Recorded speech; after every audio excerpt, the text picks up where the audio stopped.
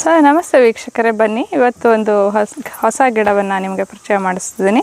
So ಇದು ಹಾಲು ಕುಡಿ ಗಿಡ ಅಂತ ಹೇಳ್ತಾರೆ. ಸೊ ಇದನ್ನು ಮುರಿದ್ರೆ ಈ ಥರ ಹಾಲು ಬರುತ್ತೆ. ಹಾಲು ಕುಡಿ ಗಿಡ ಅಂತ ಹೇಳ್ತಾರೆ. ಸೊ ಯೂಫೋರ್ಬಿಯಾ ಸ್ಪೀಷೀಸ್ ಇದು. ಸೊ ಇದೇನಿದೆ ಈ ಥರ ಕಳೆಯಾಗಿ ಬೆಳೀತದೆ. ಎಲ್ಲ ನಿಮಗೆ ರೋಡ್ ಸೈಡಲ್ಲಿ ಹೊಲದಗಳಲ್ಲೆಲ್ಲ ಕಳೆಯಾಗಿ ಒಂದು ಗಿಡ ಬೆಳೆಯುತ್ತೆ. ಸೊ ಇದನ್ನು ತಂಬಳಿ ಮಾಡಲಿಕ್ಕೆ ಉಪಯೋಗಿಸ್ತಾರೆ. ತಂಬಳಿ ಅಂದರೆ ನಾವು ಇದೇನಿದೆ ಈ ಗಿಡದ ಕುಡಿಯನ್ನು ಚೆನ್ನಾಗಿ ತುಪ್ಪದಲ್ಲಿ ಜೀರಿಗೆ ಜೊತೆ ಹಾಕಿ ಹುರಿದು, ಸೊ ಇದನ್ನು ತೆಂಗಿನಕಾಯಿ ಜೊತೆ ಹಾಕಿ ರುಬ್ಬಿ ಮಜ್ಜಿಗೆ ಹಾಕಿ ಬೇಸಿಗೆಯಲ್ಲಿ, ಸೊ ಇದು ತುಂಬ ತಂಪು ಕಾರಕನೂ ಹೌದು, ಜೀರ್ಣಕ್ರಿಯೆಯನ್ನು ಚೆನ್ನಾಗಿ ಮಾಡುತ್ತೆ. ಇದರಲ್ಲಿ ಸಾಕಷ್ಟು ಒಂದು ಕಬ್ಬಿಣದ ಅಂಶ ಕೂಡ ಇರುತ್ತೆ. ಹಾಗೆ ಸಾಕಷ್ಟು ಆ್ಯಂಟಿ ಆಕ್ಸಿಡೆಂಟ್ಸ್ ಅಂತ ಹೇಳ್ತಾರೆ, ಅದು ಕೂಡ ಸೊ ಇದರಲ್ಲಿ ಜಾಸ್ತಿ ಇರೋದ್ರಿಂದ ಆರೋಗ್ಯಕ್ಕೆ ತುಂಬ ಒಳ್ಳೆಯದು.